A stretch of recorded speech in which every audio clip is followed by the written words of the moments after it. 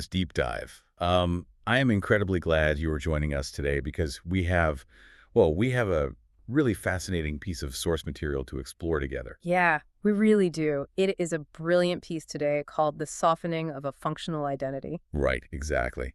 And before we even get into the weeds of this, I want to pose a question directly to you listening. Yeah. Have you ever been the reliable one?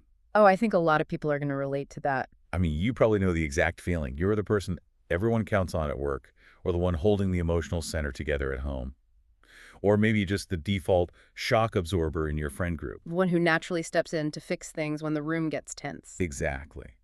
But what happens when being dependable stops being a conscious choice and sort of silently morphs into an invisible trap?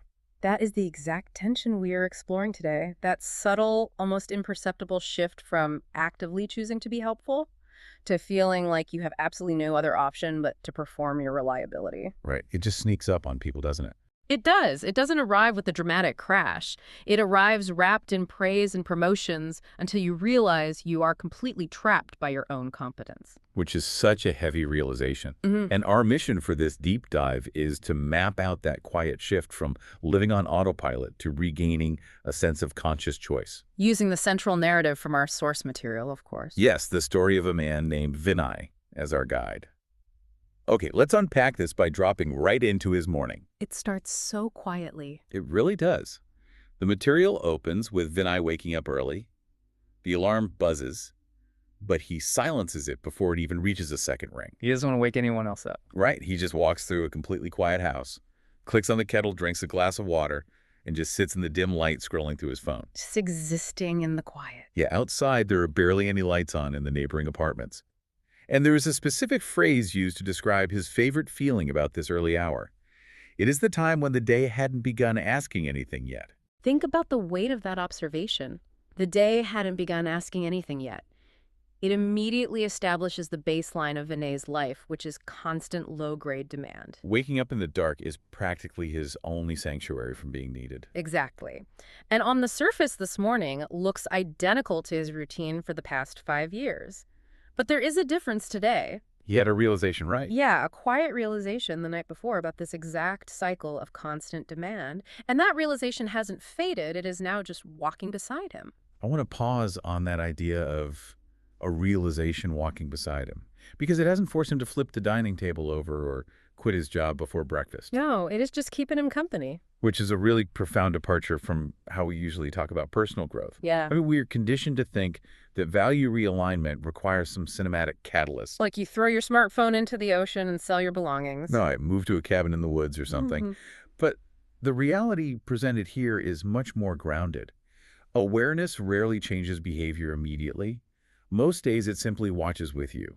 That is such a powerful quote from the text. The first step of dismantling an invisible trap isn't breaking the trap.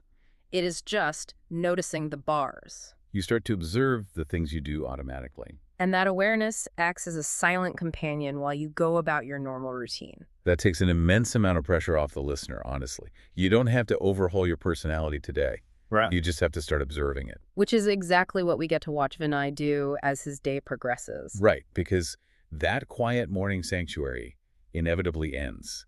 And we see him at the office mid-morning. The environment is just a steady rhythm of messages and small decisions. Just typical office momentum. Then a project discussion happens. Yeah. A colleague is hesitating, talking in circles around a logistical difficulty without actually naming the problem. And Vinay feels that familiar gravitational pull. That internal reflex to step in, organize the confusion, and get the meeting back on track. It is entirely muscle memory at this point. Vinay's brain recognizes a gap, and his immediate protocol is to fill it. Confusion arises, and his protocol is to clarify it. Because he has been rewarded for this behavior his entire career. Here's where it gets really interesting.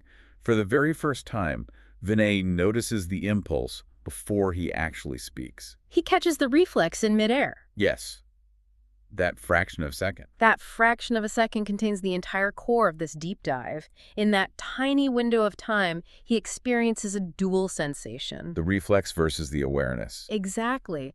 The deeply ingrained reflex to stabilize the room is firing, But simultaneously, there is a brand new quiet awareness that stabilizing the room is no longer a neutral action. It comes with a cost, It absolutely does. but he still steps in. I was so struck by that detail in the text. He doesn't hold back and let the meeting burn down. No, he speaks up, the conversation moves forward, and the room exhales in that subtle way it always does when someone takes charge. And no one else even registers that anything profound just happened. Why would they? They expect him to carry the heavy lifting.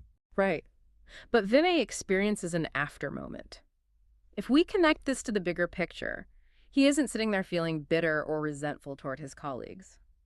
He is simply recognizing that his utility in these spaces has expanded wildly beyond his actual job description. He has become the designated shock absorber for everyone else's discomfort and hesitation. So essentially, he is doing two jobs simultaneously.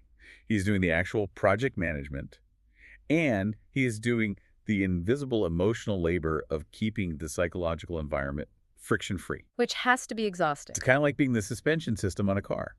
You take all the bumps so the passengers get a smooth ride, but eventually your own shocks wear out. That is a perfect analogy. And that invisible emotional labor doesn't just clock out at 5 p.m.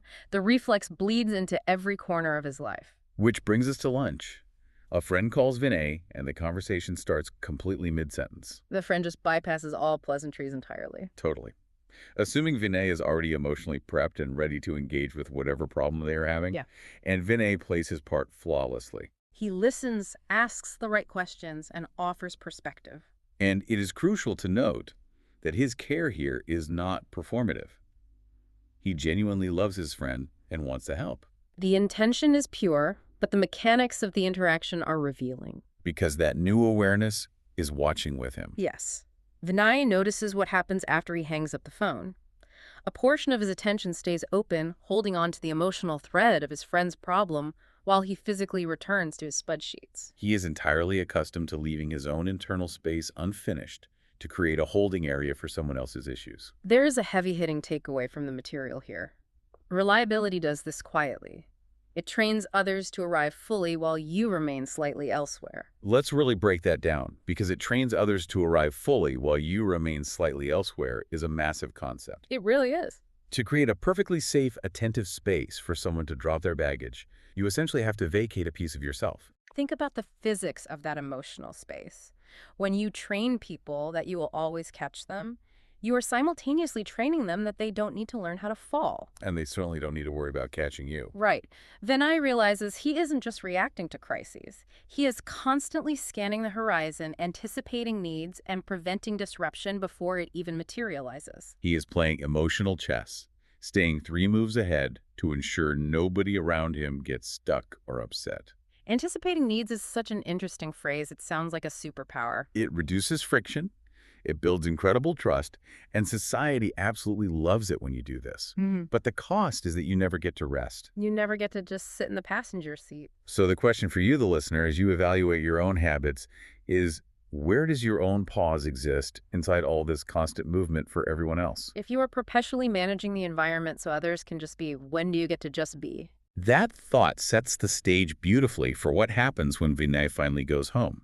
Instead of replaying the literal events of the day, the meeting, the phone call, he starts seeing the underlying architecture of his behavior. He notices the sheer speed at which he leans forward to assist. He notices how naturally conversational space opens up around him because people instinctively know he will fill it with comfort. Most importantly, he realizes how rarely he checks his own internal gauge to see if he actually wants to step into that space rather than just doing it because he is capable of it. He is looking under the hood of his own personality. And this introduces the concept of value-based burnout. We need to distinguish this from the kind of burnout we usually talk about. Volume-based burnout is having too many emails, working an 80-hour week, or experiencing a massive traumatic failure.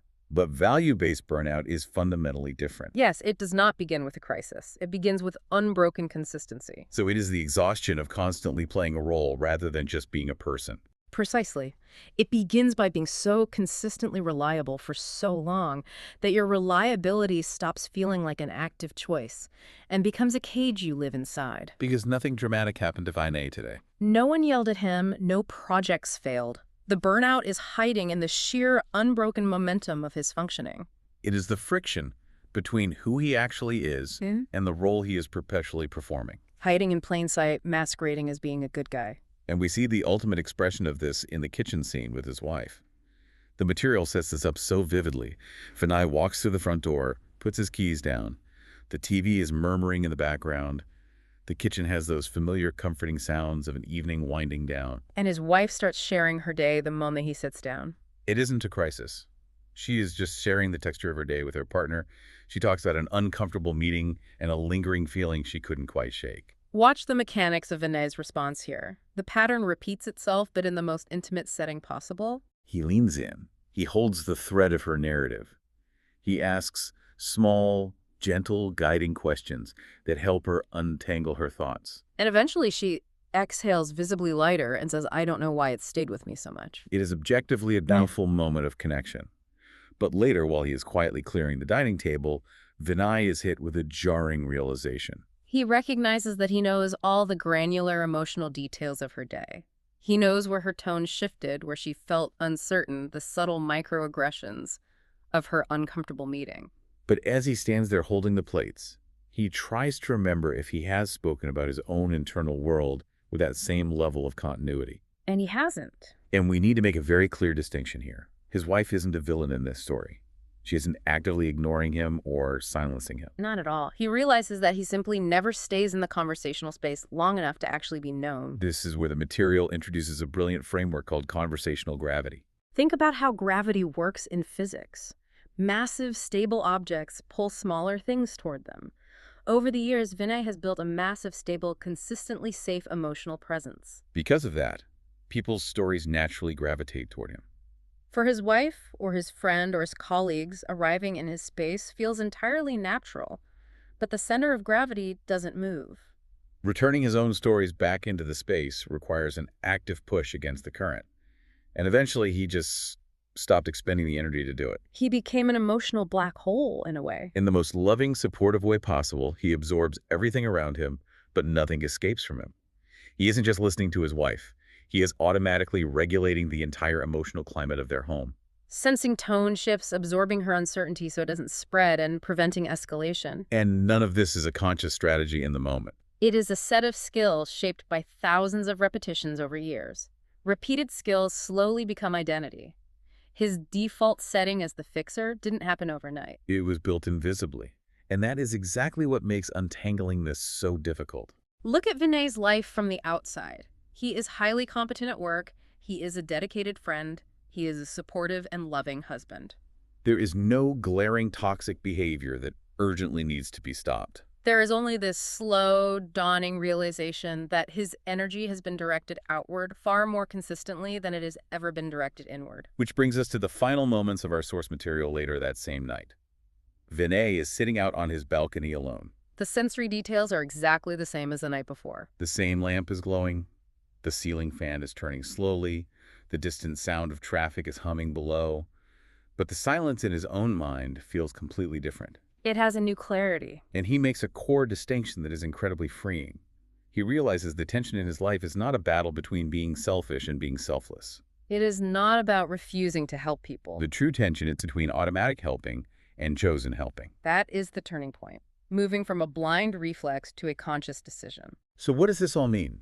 For Vinay, and for you listening right now, it means recognizing that you are not actually responsible for being available by default to every single person and situation in your life. You simply learn to be available by default. And whatever you learned, you have the power to unlearn, or at least to adjust. The material treats this adjustment with such realism, too. The realization on the balcony doesn't demand that Vinay march into his office the next day and refuse to do his job. Or tell his friend never to call him again. The awareness is already doing the heavy lifting. It is already inserting a microscopic pause between the external demand and his internal supply. As the text beautifully concludes, functioning identities rarely break. They soften. And softening is where value realignment begins. In simple, everyday terms, you don't have to stop being the reliable one entirely. You don't have to break the machine. You just need to stop operating on autopilot. You allow a little bit of space between the world asking something of you and you automatically providing it. It is a deeply hopeful approach to feeling overwhelmed. Nothing needs to shatter. The identity simply softens. You introduce a beat of hesitation. And in that tiny, softened space, you slowly begin to align your actions with your actual internal capacity again. Rather than just running endlessly on the momentum of your past reliability, it changes the entire paradigm of burnout recovery. You Yeah. just soften the edges of your reflexes. This raises an important question, and it is the thought we want to leave you with today. We've spent this time dissecting Vinay's habits, but let's turn the lens back on you. Taking everything we've unpacked about conversational gravity, automatic reflexes, and value-based burnout, consider this. If your own identity is the reliable one, soften just a fraction tomorrow. If you took a single second to pause before automatically fixing a problem at work, or before rushing to fill an uncomfortable silence in a conversation, What invisible burdens would you finally let drop to the floor? and perhaps more importantly, who might you have the space to become in that quiet opening?